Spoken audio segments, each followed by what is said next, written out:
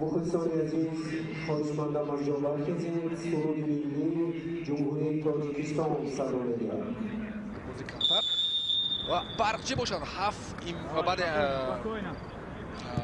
16 dasta Istiqlol. این مربی کلامی باشد. اکسپریمنت کردن دارد و حالا وضعیت خطر رو دارد از روزه برقچی و گل و حساب گرفته می شود. بله فوتبالبازان دسته استقلال حساب رو باز میکنند و این جهانگیر علیف می باشد. دفاعگران به اشتباه را دادن. اینجا امکانیت بود تا توپ رو از جریمه‌گاه زده بیرون نمایند و گل تسکو رو ما مشاهده میکنیم در دقیقه دهم واخوری. از کنار چپ میدان توپ به جریمه‌گاه هوا داده شد. اینجا 3 نفر فوتبالبازان استقلال مبارزه بردند با این توپ. منوچهر جلیلوف، نوزیم باباجانوف و میبینیم که این دو فوتبالباز نمیتوانند برای صاحب گردیدن این توپ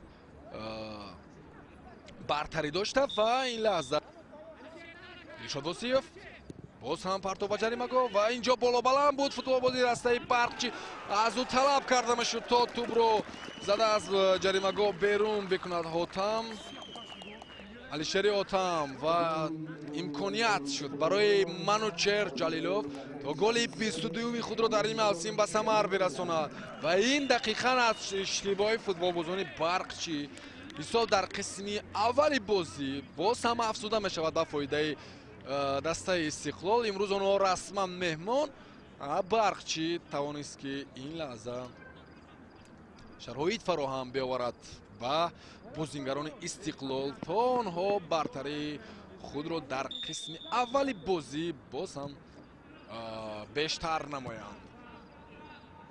علیشری حاتم با نکردنش باز هم تاثیرات ما از قسم اولی واخوری و قسم دوم لکش 5 دقیقه آن پسی سر شده است و فکر میکنم البته فرصتی آن رسیده است که باز هم دسته استقلال به حمله بگذرد. فتولایف جهانگیر علیف ضربه او از مسافه دور و گل زیبا دوبل جهانگیر علیف بازیگر جوان دسته استقلال امروز خیلی خوب هنرنمایی میکند و او را میباید که تبریک و تهنیت گفت و اکنون فکر میکنم دیگر هیچ یک شک و شبهه و قهرمانی دسته استقلال نموند که در این بازی آنها به همین عنوان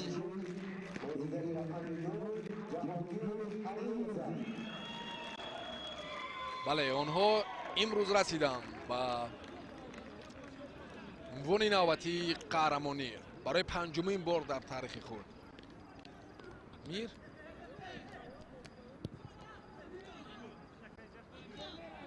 10 دقیقه آخری بازی مونده تا آنکه ما باشگوی سپاریدن جایگاه را مشاهده بکنیم. اما تا اون لحظه با تو بازیگران دسته برقچی پرتاب و جریمه‌گاه امکانیت برای بازیگران برقچی و صاحبان میدان حساب را تغییر میدهند.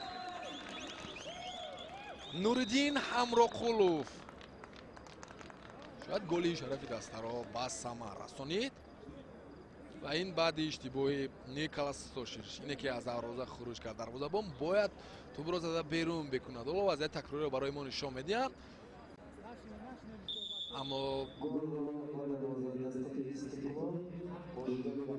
اینجا ما مشاهده کردیم که دیوید ماوتو همچنین با دروازه‌بان کمی مانع ایجاد کرد یا بعدی خوبی دوچند کردن حساب رو دارد. باز هم با حساب بزرگ پیروزی به دست آوردن فاوریت امروزه.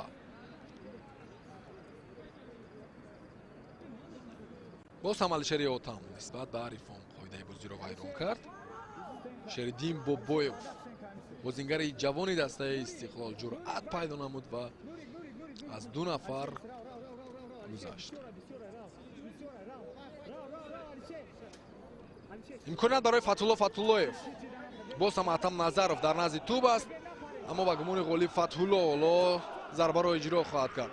دیواری سونی ساز کرده می شود از 5 نفر و بیروز خیریف دروازه‌بان با مهارت اینجا جیزمان در نزد зарбаи Фатҳуллоев.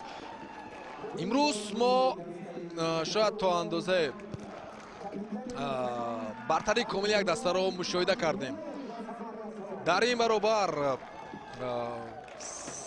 шояд барқчи он рақобате ки сазовор бояд бошад нишон надод нисбат ба ҳариф, аммо аз тамошои голҳо ки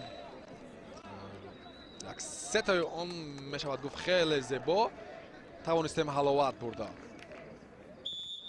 ба касе бар нахӯрда тубан дари дарвозаи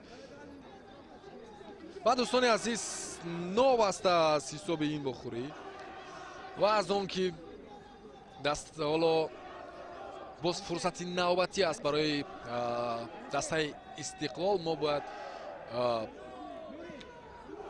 сипос бигӯем барои дастаи барқчӣ ки тавонистанд хуб ҳунарнамоӣ карда. онҳо шумори зиёдашонро бозингарони голи навбатӣ Восиёв ва ин дар 5 дақиқа голи дуввум ё 4 дақиқа дар иҷрои футболбозони дастаи Истиқлол аст ки аз зарбаи ҷаримавӣ иҷро мекунанд. ва ин бозӣ фикр мекунам вохӯриҳое буд ки мо акнун андешамон дигар шуд нисбат ба ҳамон ки довар дақиқаҳои изофӣ изофа мекард, дар ҳоле ки ба он ҳеҷ ниёзе нест. 3-1 буд. тақдири ин бозӣ ҳал гардида ва довари ин вохӯрӣ 4 дақиқа изофа карда, агар дар ҳоле ки ӯ метавонист ки изофа накунад,